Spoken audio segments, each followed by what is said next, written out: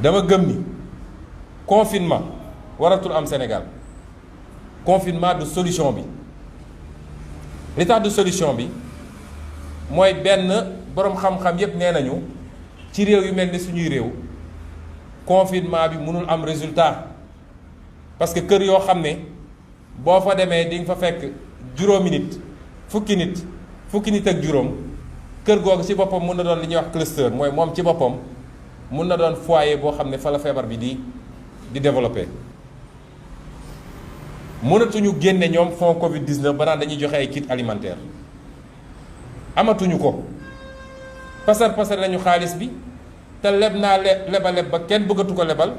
dernier euro bon bi mu dem lebi dafa plafonné léegi capacité am te àdduna bi nag ne Sénégal di xam ni réew boo xool tey moo la gën a soxla boppam ndax ñoom ñëpp ñi ngi xeex ak feebar di génne ay milliards d'euros ou de dollars pour jënd vaccin bi di def di jàkkaarloog crise économique boole koog ay catastrophe naturelle car barki démb rek Allemagne bi glissement de terrain yi amee nee nañu il faut 5 milliards d'euros pour Allemagne reconstruire kër yi fa yàqu kon réew yooyu tey dal nañu leneen lu dul di jox ay nit xaalis ñuy jëndi avion te lii bokk na ci jàngat yi ñu ci war a am mooy lajj gi ñu lajj ci wàllu économie parce que ci wàllu économie soo mënul créer li ñuy wax économie endogène mooy fexe ba li ëpp ci li ngay soxla nga produire ko sa réew su choc exogène ñëwee mooy su problème amee ci àdduna comme yow da ngay jéggaani lépp yow yaa koy gën a yëg ñeneen ñi tey Sénégal 80% li ñuy consommer dañ koy jéggaani 63% notre économie secteur tertiaire la secteur tertiaire du moom mooy supporter choc endogène ak exogène c'est-à-dire secteur tertiaire mooy téléphonie Sonatel Expresso et cetera wala banque yeeg assurance yi wala yu demee noonu loolu du mooy supporter choc exogène nga am mbay mu dëgër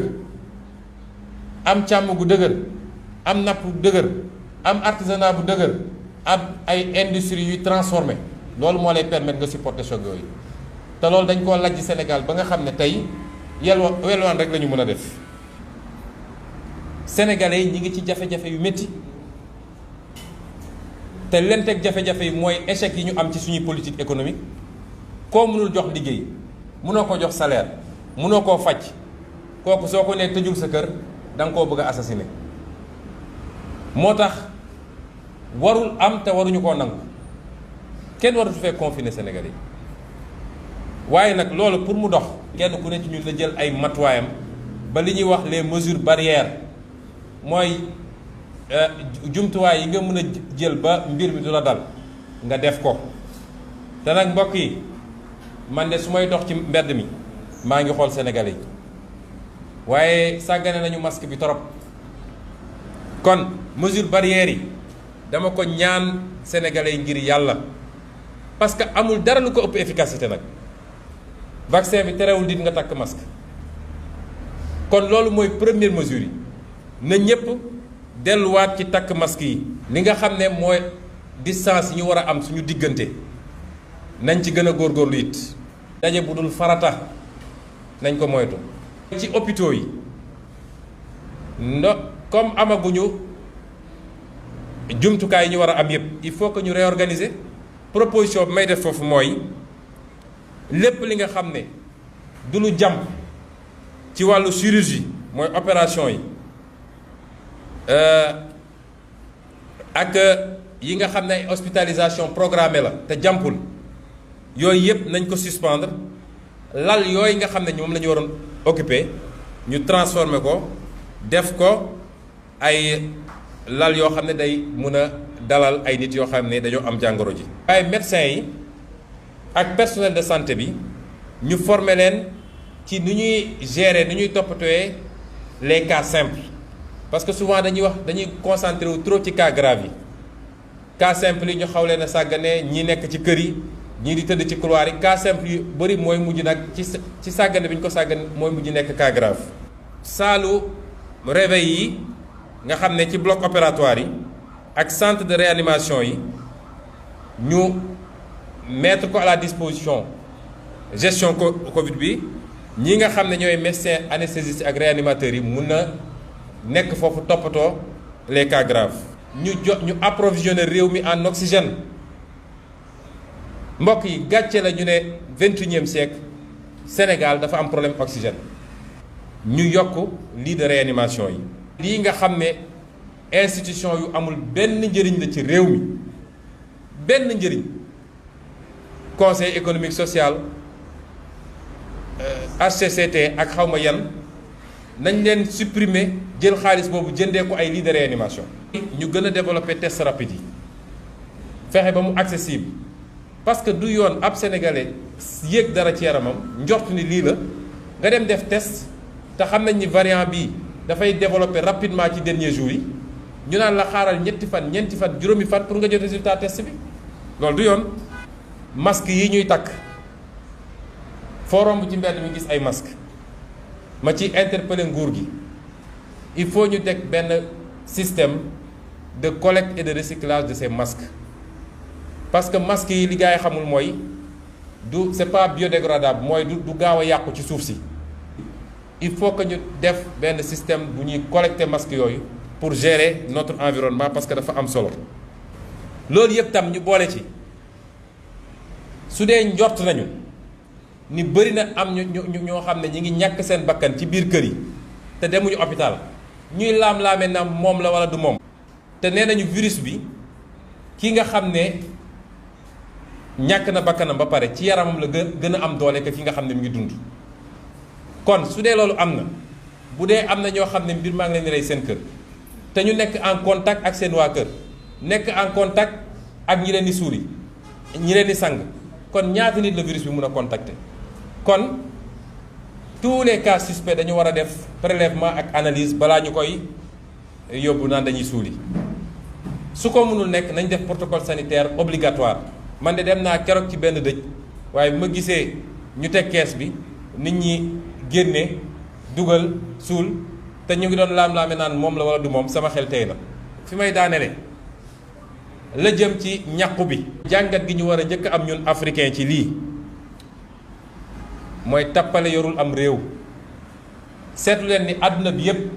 continent yëpp produit nañ vaccin ba mu des Afrique. Asie produire na vaccin ndax Chine am na vaccin Inde am na vaccin Europe produire na ay vaccin Amérique produire na ay vaccin Afrique mënul produire benn vaccin. li ko waral mooy fi ñu waroon investir sur le capital humain ñu ngi jël xaalis di ko pasare ci politique. xaalis bi ñu waroon dugal ci njàng mi pour am ay scientifique yu taxaw gannaaw bu ñu ko amee ñu créer leen ay cadre pour ñu mën a def recherche fondamentale recherche développement xaalis boobu la ñuy pasare. réew caaxaan du ko defar waaye caaxaan gi du rek caaxaanu homme politique yi dafa am lenn ci askan yi ju leen topp ci loolu. li may wax nag li ma ci gën a bëgg a leeral mooy man contre ma vaccin de bi ñu juddoo ba léegi ñoo ngi vacciné wu. donc problème bi du est-ce que contre na vaccin wala contre ko gëw mooy it ni vaccin bi complot la ndax bu doon complot ñoo ko defar duñ ko xëccoog ñun bu dee ñoom ñu ngi koy xëccoog ñun ba ñun mënuñoo jot ci vaccin bi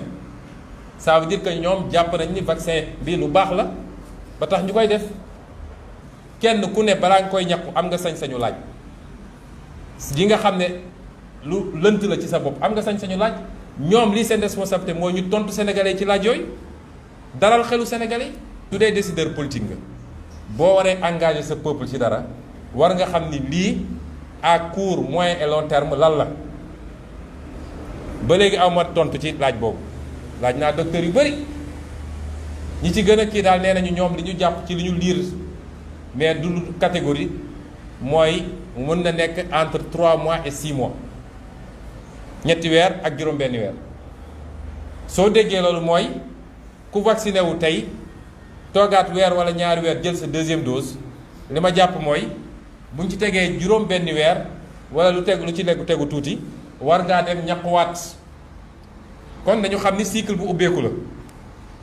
peut-être loolu tax Pfizer. dugal autorisation pour 3e dose te démb si guddi laay seetaan journal gis ni Israël autorisé nañu pour ñu joxe 3e dose kon laaj yooyu am nañ sañ-sañu laaj ko parce que dañu war a xam li ñuy dugg lu mu doon ak fu mu ñu jëme vaccin bi ku ko ñàkku ndax mën nga jëlaat virus bi léegi tontu bi ñun ñëpp am nañ ko